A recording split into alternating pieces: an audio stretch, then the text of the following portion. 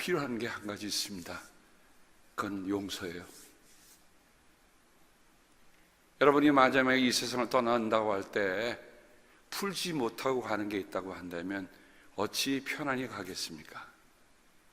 꼭 우리가 관에 누워서 가는 마지막이 아니라 한 해의 마지막이 되면 우리는 정말 용서하고 한 해를 잘 매듭짓고 그렇게 넘어갈 수 있는 오늘 우리가 되어야 합니다. 그래서 저는 한 해의 마지막에는 곧 용서라는 주제를 가지고 말씀을 나눕니다. 사진 한번 보실까요?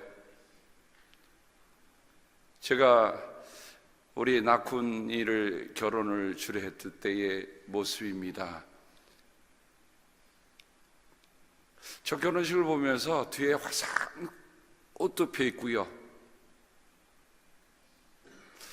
제가 골로새서 오늘 3장 12절부터 사실 17절까지 말씀인데 말씀을 잘랐습니다.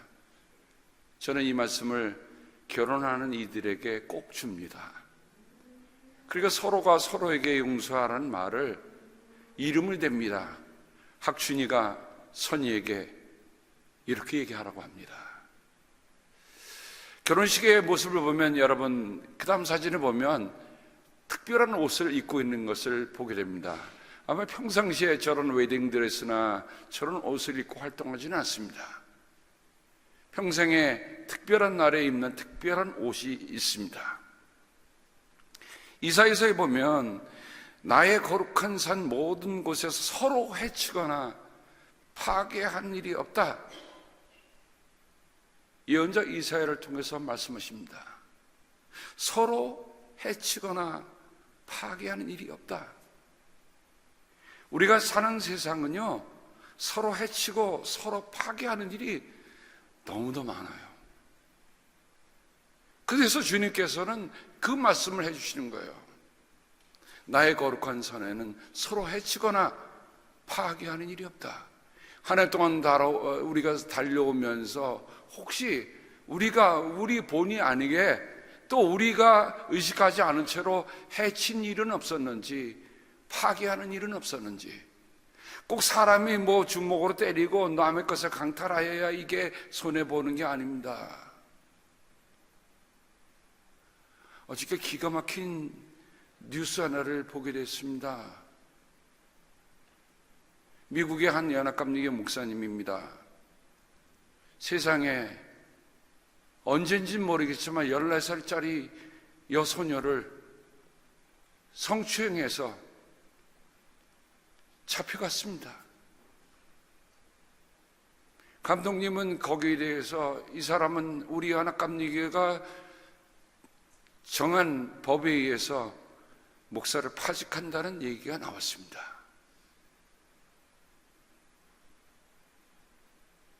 어떻게 이렇게 서로 해치거나 파괴하는 일이 일어나는가?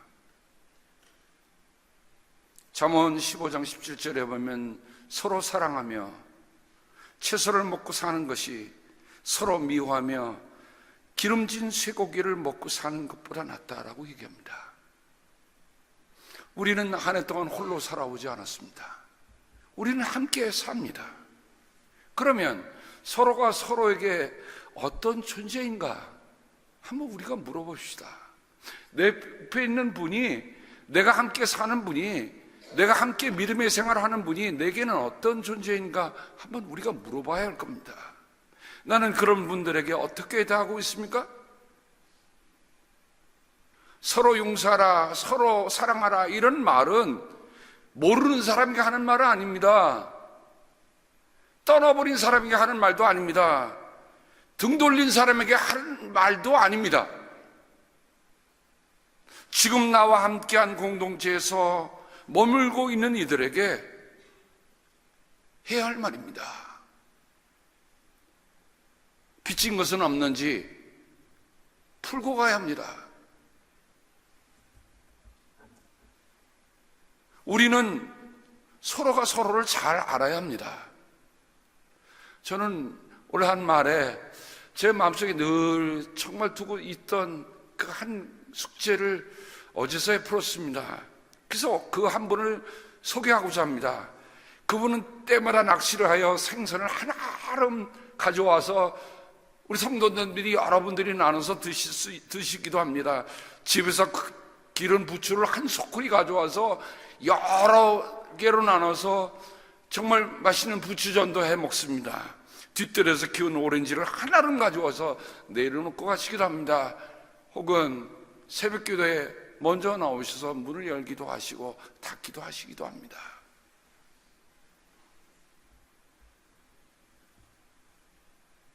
여러분, 그분이 누구신지 아십니까? 네, 고개를 끄덕이시는데, 네, 아시는 분은 아시지만 모르는 분이 더 많은 것 같아요.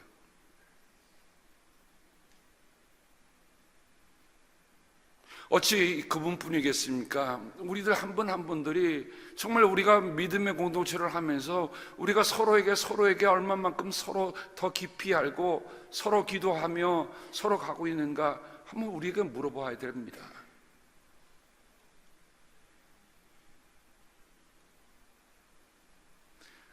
이제껏 우리는 그분을 조성한 성도님 혹은 조성한 집사님이라고 불렀습니다. 근데 저는 그분의 비밀을 알고 있습니다. 그분은 목사님이세요.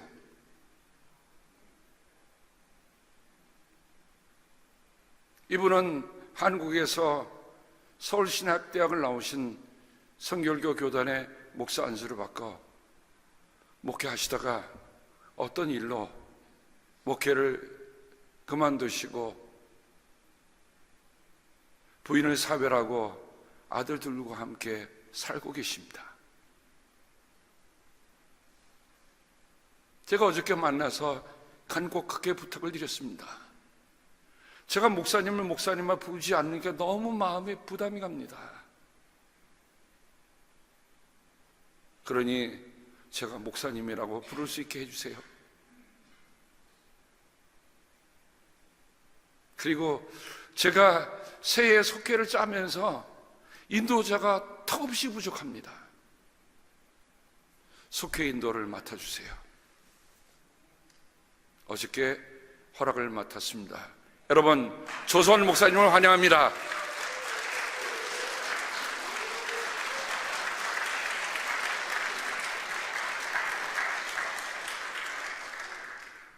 여러분 모르셨죠? 저는 알고 있었어요. 근데 그 시간을 보내면서 같이 기도하면서 지내오면서도 언젠가는 이분에게 정말 주님 안에서 안수받고 주님께 소명으로 살았던 그것을 회복시켜야 된다는 생각이 저에게는 마음에 가득 담았어요. 근데 어제 그 일이 해결됐습니다. 여러분, 우리가 서로를 잘 알고 계십니까? 당신 곁에 계신 분이 누구십니까? 저는 오늘 말씀을 읽으면서 바로 당신 곁에 계신 분이 누군가를 가르쳐 드리려고 합니다. 그분은 그리스도의 신부이십니다.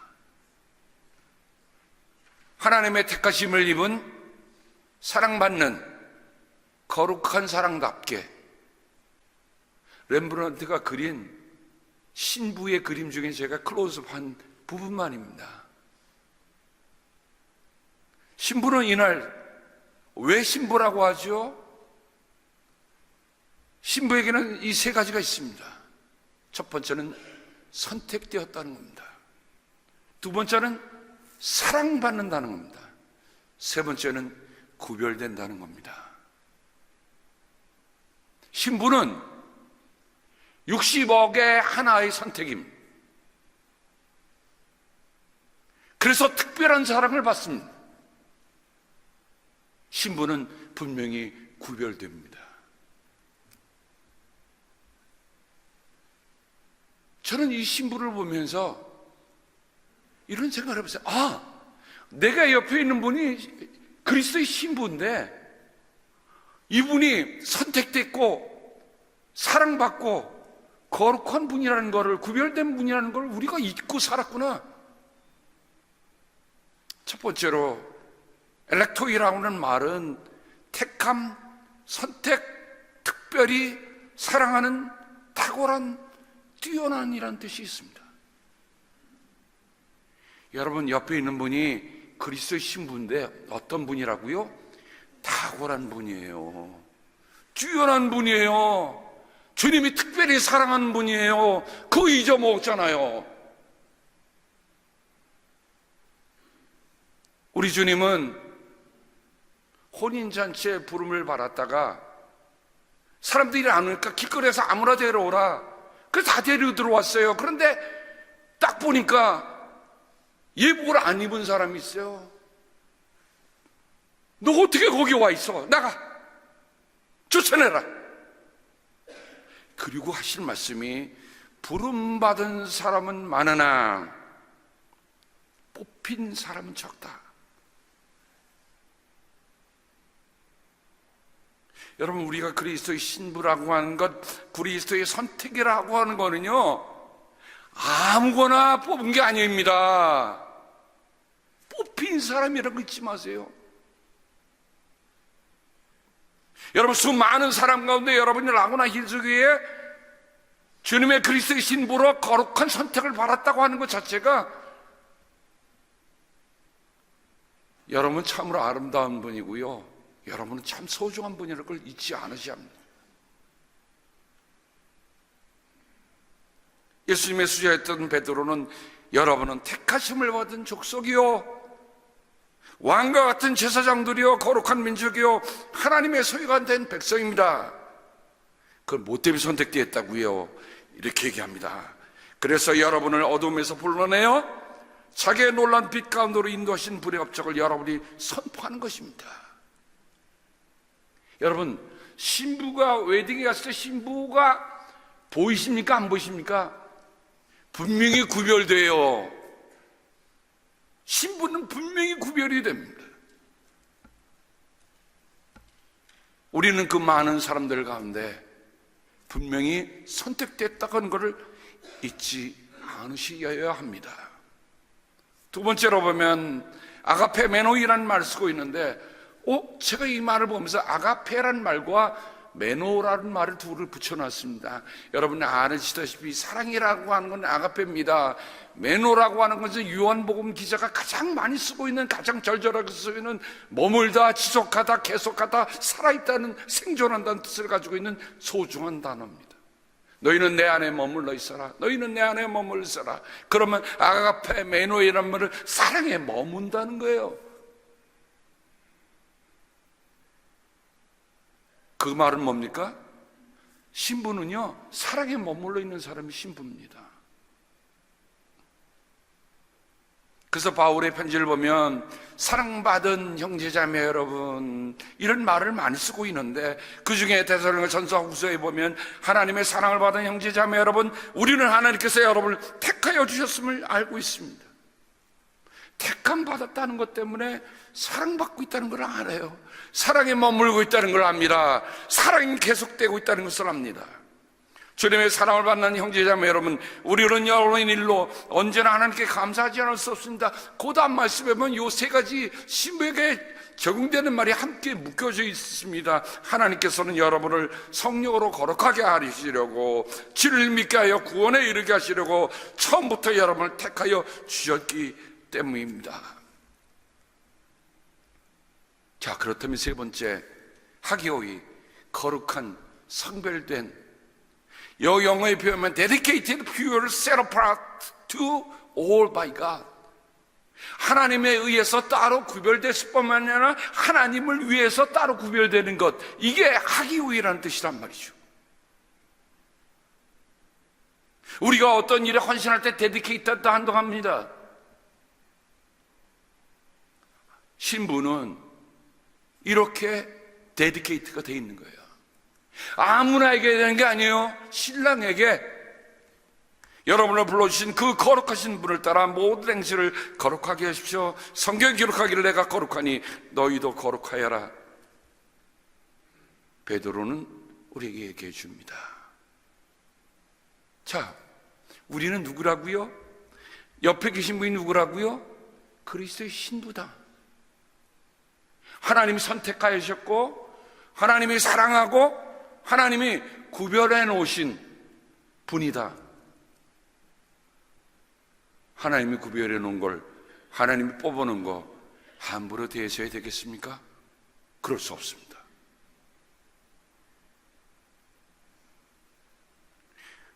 그러면 하나님의 신부에게 우리는 어떻게 대해야 되는가? 여러분, 드레스 코드라는 말을 종종 들어보셨으리라 생각이 됩니다. 한 번은 제가 뉴욕에 갔다가 어떤 저녁을 먹으려고 어떤 식당에 들어갔습니다. 여행 차림이니까 진 바지 차림이었어요. 그래서 물었습니다. 내가 여기서 식사를 할 수 있겠느냐 그랬더니 할 수 있대요. 그래서 딱 앉아 있었습니다. 근데 조금 있다가 웨이터가 오더니 여기 앉을 수 없대요. 그래서 제가 물어봤어요. 아니, 내가 조금 전에 여기 밥 먹을 수 있냐 그래서 먹을 수 있다고 해서 들어왔더니 여기 말고 저 바깥이래요.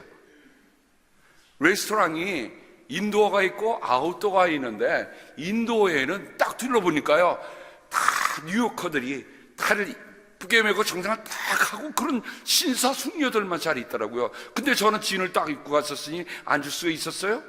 할 수 없이 씁쓸하게 일어나서 바깥에서 먹는데 괜히 그 안을 보는데 말이죠, 미안하기도 하고 또 황당하기도 하고 당황스럽더라고요. 뭐 때문에요? 드레스 코드 때문에 그래요.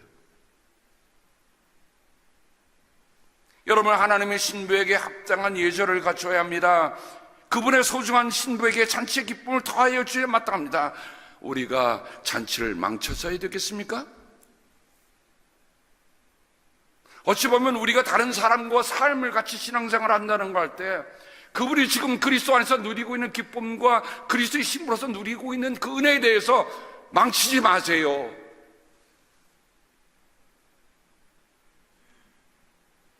그러면서 오늘 바울은 드레스 코드를 5가지를 얘기해 줍니다. 동정심과 그 동정심의 말을 2단어로 표현했는데 이 2단어를 하나로 묶으면 애타는 마음을 가지고 동정심, 자비를 실천하는 것이라는 뜻을 가지고 있는 말입니다. 무슨 마음이요? 그냥 가벼운 마음이 아니에요. 애가 끓는 마음으로, 정말 내가 저 영혼이 그리스도가 사랑하는 마음인데 라는 마음으로 한 해를 결산하면서 어제 또 새해를 하니까 결산을 보아야 하잖아요. 제가 감사했습니다. 도저히 연초에는 글 세울 때 이게 가능할까? 믿고 기도가 갔습니다.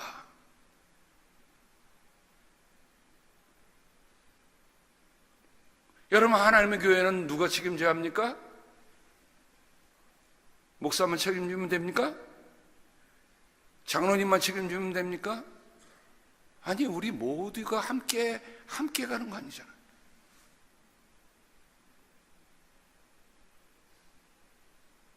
우리가 아까 거룩이라는 말은 set apart, by God이면 set apart, to God이에요.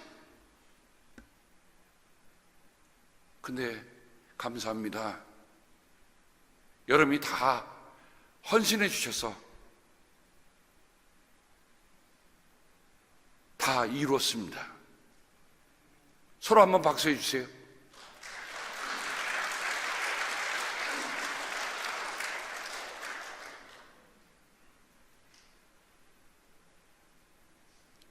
여러분, 그 마음을 잘 모르시겠습니다마는 우리 장로님들은 아세요. 야, 우리가 다 은퇴했는데 이거 될까? 근데 됐습니다.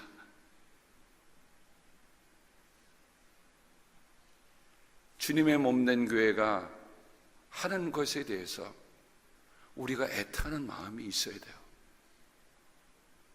그냥 건성건성 지나가는 거 말고요.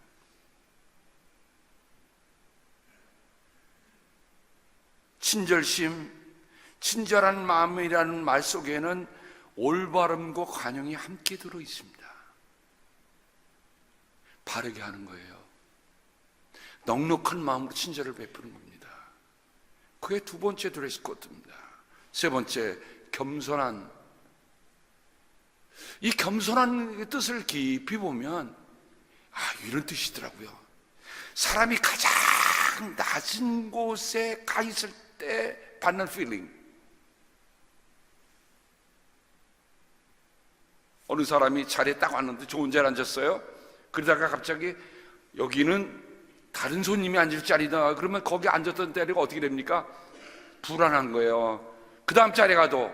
그런데 가장 낮은 곳에 딱 앉아 있으면 편안하잖아요. 그런 일 당할 일이 없으니까. 여기 겸손이라는 말이 그런 뜻을 가지고 있습니다. 온유함. 제가 이 온유함을 이런 표현을 해봤습니다. 여러분 신부가 입는 드레스에 실크라고 표현을 해봤습니다. 실크, 비단. 근데 이 온유함은 위에 말한 동정심과 친절함과 겸손함 이 세 가지가 다 담긴 실크와 같다.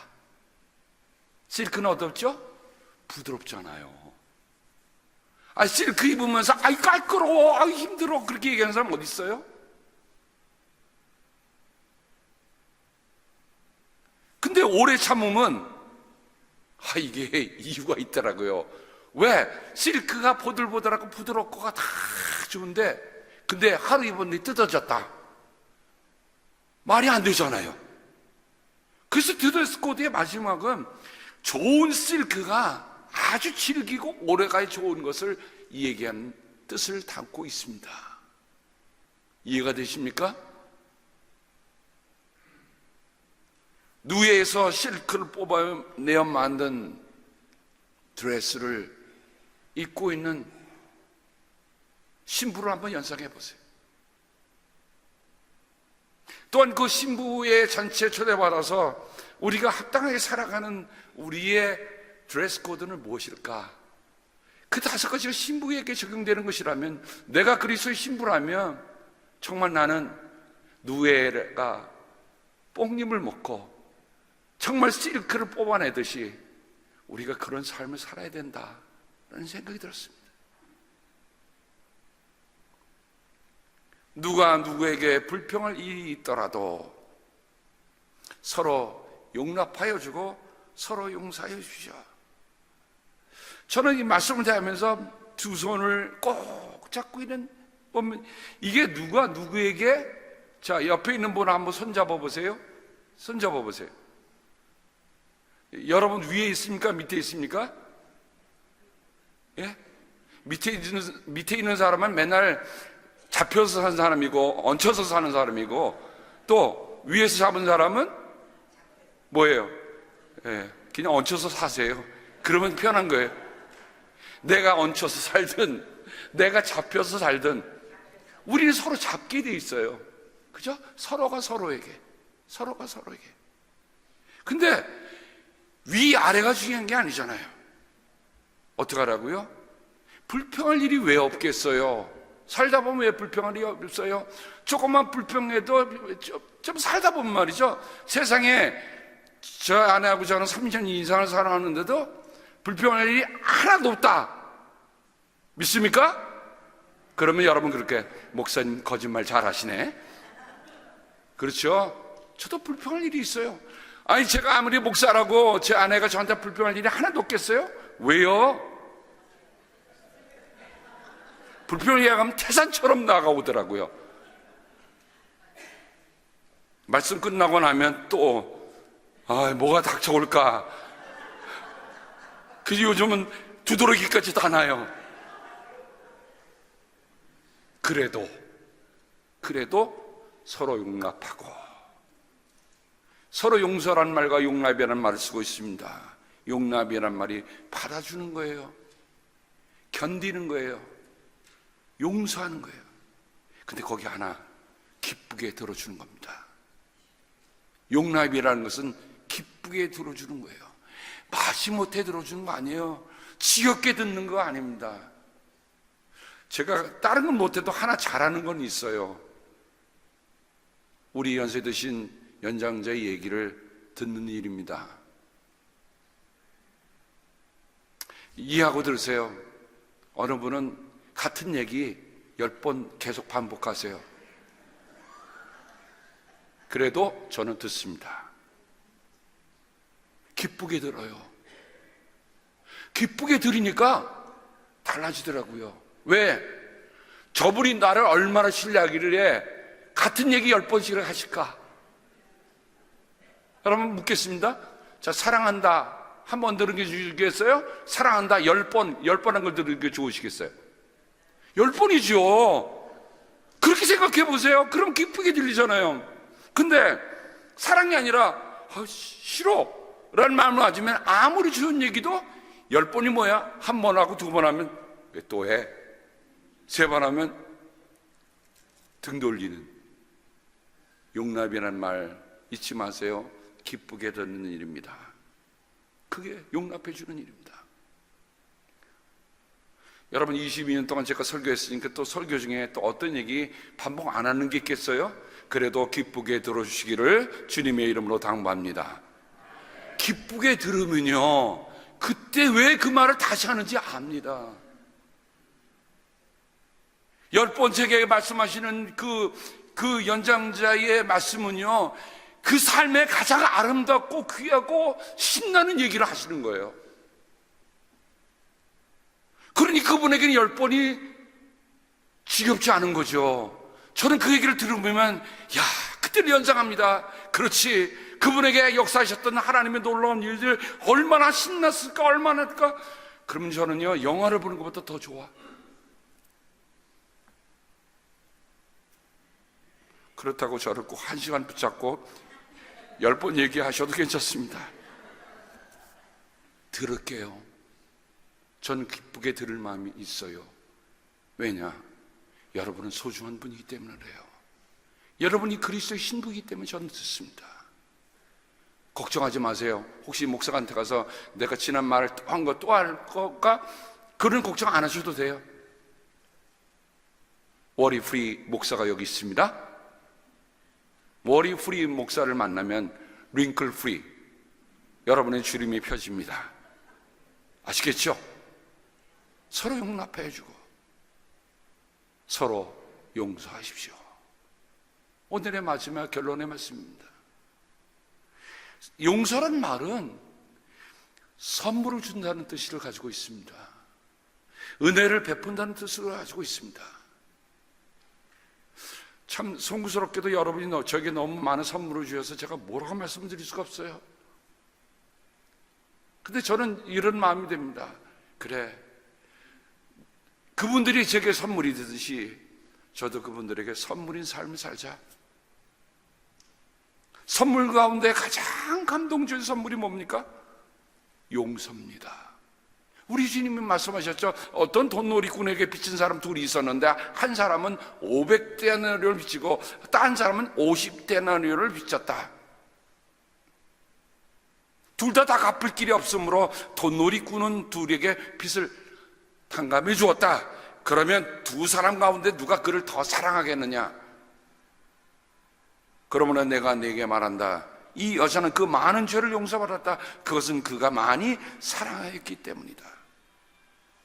용서받은 것이 적은 사람은 적게 사랑한다. 한번 돌이켜보죠. 우리가 예수님의 십자가를 보고 우리 주님께서 우리에게 주시는 성찬을 받을 때마다 무슨 생각이 납니까? Father, forgive them, for they know not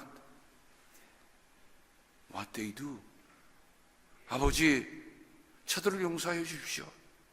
저들이 무슨 일을 하는지 저들이 알지 못합니다.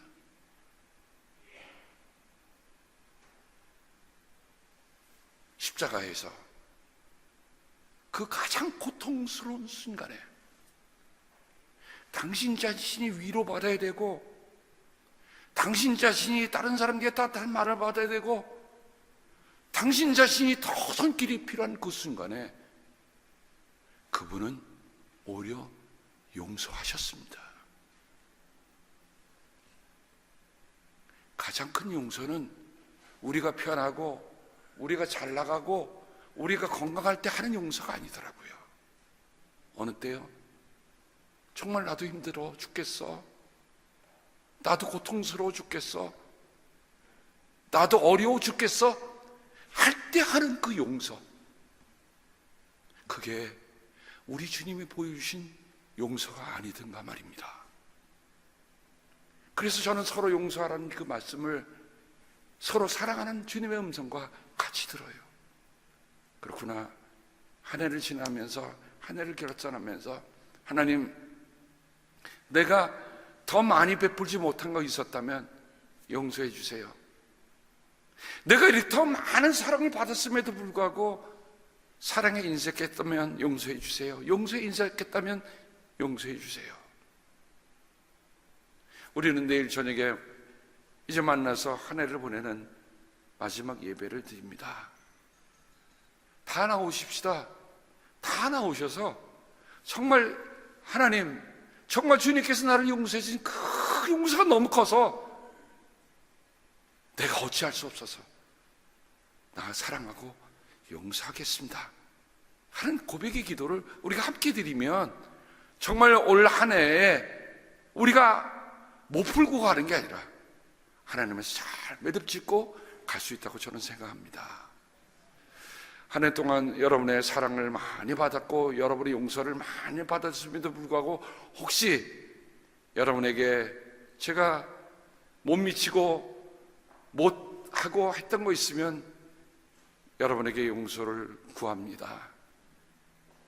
제가 힘을 다하지 못하고 제가 더 하지 못해서 여러분 눈에 이 목사는 조금 부족해 라는 거 있으면 그것도 용서해 주시기 바랍니다. 하나하나 기억한 건 여기 있는 저도 십자가의 주님의 용서 때문에 오늘 살아가는 한 사람이다. 여러분 받아주시고 그런 마음으로 새해를 맞기를 바랍니다. 기도하겠습니다. 주님께서 여러분을 용서하신 것과 같이